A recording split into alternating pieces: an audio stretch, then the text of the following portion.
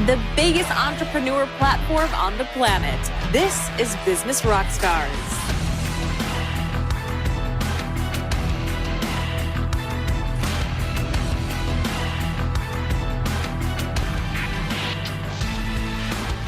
We're the biggest entrepreneur platform on the planet. Welcome to Business Rockstars. Joining me right now, President, CEO, and co-founder of OriginClear, we've got Riggs Eckelberry. Thank you so much for joining us. Hi, Alex. It's a pleasure.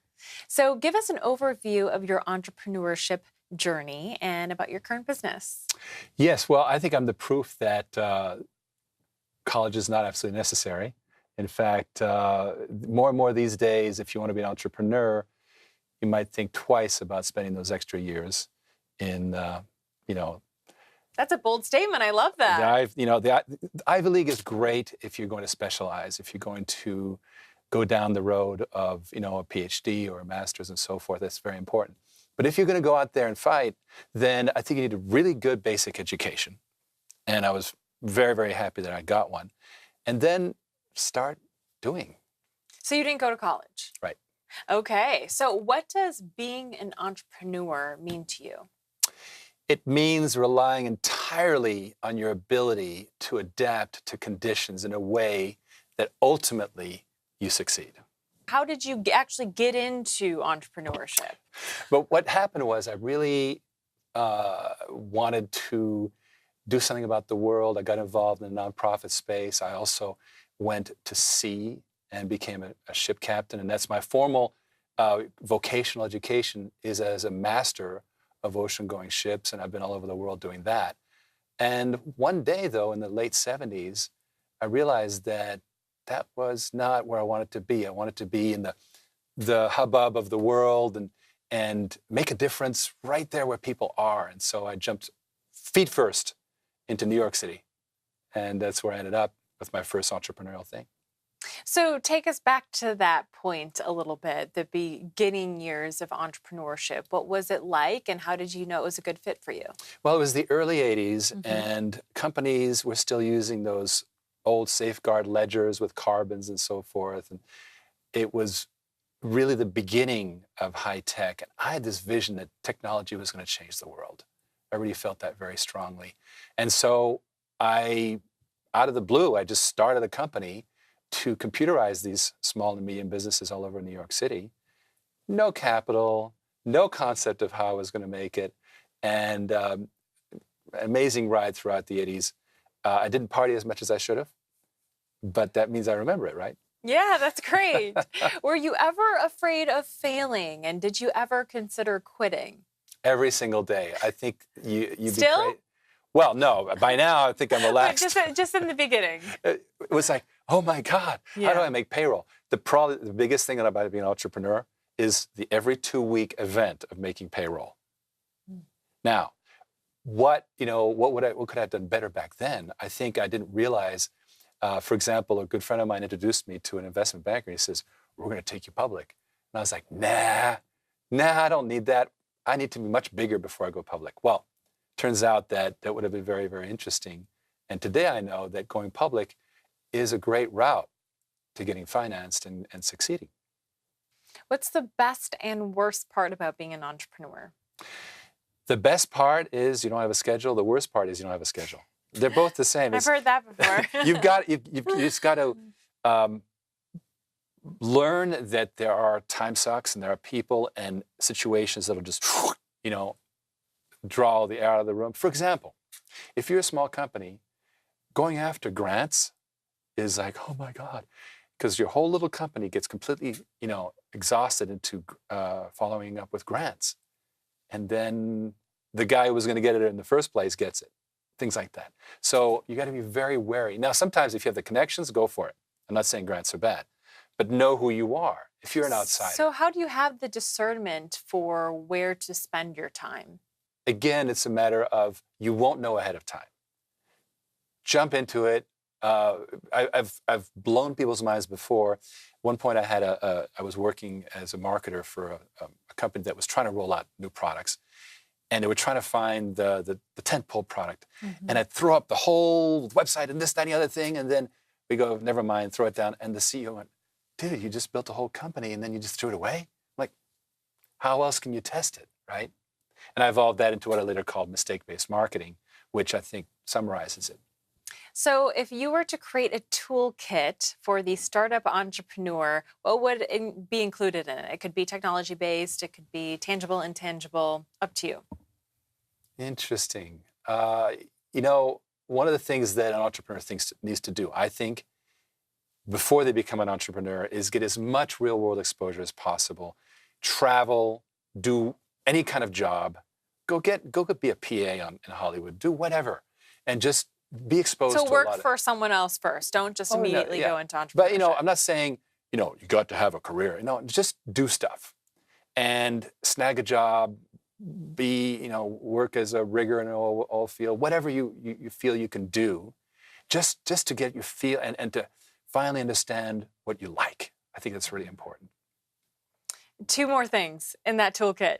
What other two things do entrepreneurs need to do? Well, I think they need to know their native sense of ethics. What is your ethical sense? Because I was talking about those bad relationships, and I've had them, but I managed to not suffer from them because at the core, I managed to remain ethical. And I think that's really, really critical, is that you are what you are, and your integrity is you are. You're not going to become some, duplicate of yourself to become, this is the one you want to see. So be yourself, be ethical. Integrity means wholeness, right? And so that's number 2 is really adhere to yourself. That's number 2. Number 3 is, and this is very important because I gave a speech once on entrepreneurialism, and coming out of it, this guy from Germany came up to me and said, Riggs, I can't believe it. In Germany, if we fail, it's over. Our life is finished.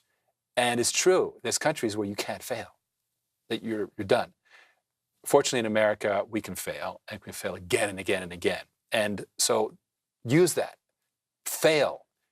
And then, don't get all mired into the, oh my God, I'm no good. It's like, fine, okay. Learning experience, get detached. And that's really, really important, is not to just start drinking alone in a dark room in your living room. Don't do that. That is the best advice that I've heard all day. Thank you so much for that. We're going to take a quick break. When we come back, we're going to talk about building your business. We are the biggest entrepreneur platform on the planet. This is Business Rockstars. We are the biggest entrepreneur platform on the planet. Welcome back to Business Rockstars, where I'm continuing my conversation with the president, CEO, and co-founder of OriginClear. Thanks so much for coming back and talking about your journey as an entrepreneur, and then, of course, how you built your business. So let's start there. Where did the idea come for OriginClear? Well, thank you, Alex. I went through the dot-com in the 90s, which was a crazy time. We hit the year 2000, and of course, all the easy, fun stuff kind of went away. We had to build real companies. To me, that was actually when it started becoming a lot of fun. So in the early 2000s, I started having wins where I felt I wasn't just kind of like being carried along by the technology wave, did things like got yellowpages.com into a success and so forth. And I was doing high tech. And I was working in a company that we got onto the NASDAQ. I said, you know what? I think I know more than that CEO does. Fateful thing. Don't ever watch out. And I talked to a fund, and I said, I'd like to be a CEO. And they said, yeah, we think you can be a CEO, but we're now doing green. We don't do software anymore. We don't do high tech.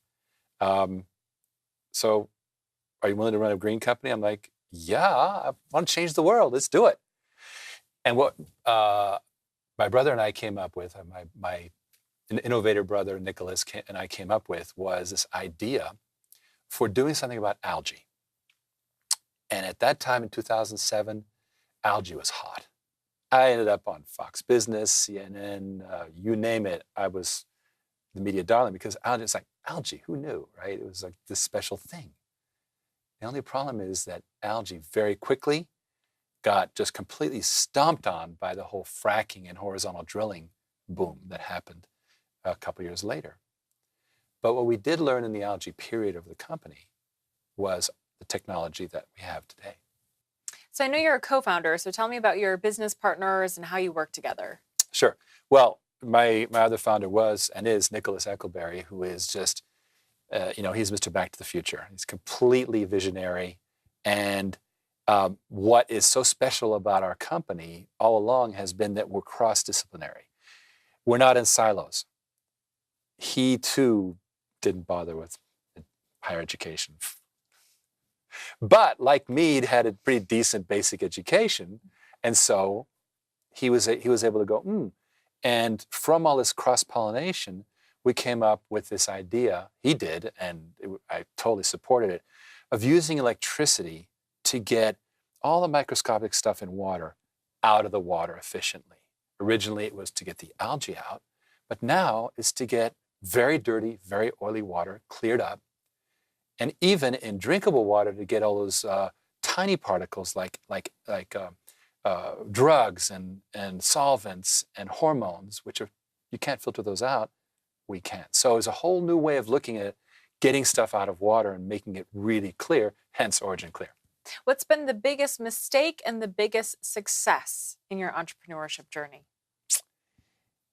I think the biggest mistake is not cutting off technology directions that weren't profitable. I mean, I'll give an example. At one point, we decided to develop, seemed good, like a good idea at the time, but to develop our own motherboard-based process control system. And a few months went by, and this guy kept working on it. I finally said, "Hey, excuse me, there's PCs out there. There's all kinds of stuff. Why are we reinventing the wheel?" So the willingness to cut off technology directions early enough, it's hard to do because you go, "Wow, that's a bright, shiny object. That's super cool." No, you're burning time and money. So that's number one. Okay, so what's been your biggest success?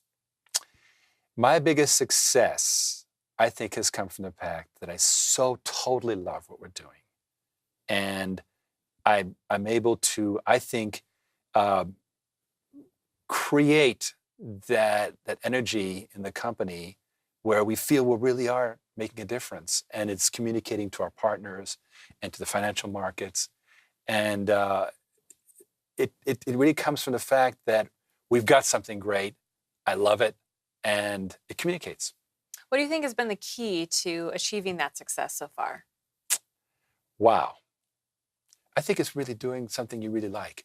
I've done things I didn't like, and I did them well because the process was good. I once worked on a commercial where we never slept, and it was god-awful work, but I was fascinated by the process, and so I got through it. But you couldn't sell me on doing that as a career. So, you got to like it. You got to think, wow, this is... Not just like it, love it, right? Thank you. Because you get up, you go, okay, I want to talk to these people about this cool thing we've got. I mean, Elon Musk loves what he does. There's no question. You can tell. And that's the key. Love it. Well, thank you so much for stopping by, sharing all your business insight. Really appreciate it. Thank you, Alex. It's a pleasure. We are the biggest entrepreneur platform on the planet. This is Business Rockstars.